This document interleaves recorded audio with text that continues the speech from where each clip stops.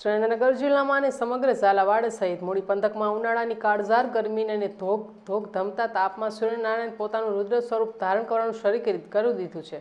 ત્યારે આ ધોક ધમકતો તાપ માણસ સહન કરી ના શકે તેવા સમયે પક્ષીઓનું શું થતું હશે તેવા પક્ષી પ્રેમી વિચાર ધરાવતા મૂડી તાલુકાના ધોળિયા ગામના યુવાન મહેશભાઈ થરેસા અને પ્રવીણભાઈ થરેસા બે ભાઈઓ એક પક્ષી પ્રેમી તરીકેની ઓળખ છાપ ધરાવે છે। ત્યારે હાલ ઉનાળાની ગરમીમાં પક્ષીઓ માટે પોતાના સ્વખર્ચે પાણીના કુંડા અને પક્ષી ઘરની વ્યવસ્થા કરી પોતાના રહેણાંક મકાનમાં અને વૃક્ષો પર અસંખ્ય પક્ષી ઘર બાંધી ચકલીઓને બચાવવા માટે મહેનત કરી અનોખી અભિયાન સાથે પક્ષી પ્રેમ બતાવ્યો છે તેમજ પક્ષીઓને બચાવવા માટે આગળ આવ્યા છે જે અન્ય યુવાનોને પણ એક ઉદાહરણ પૂરું પાડ્યું છે।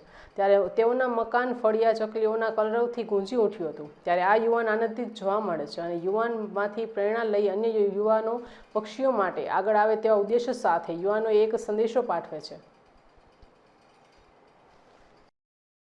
તકલીફ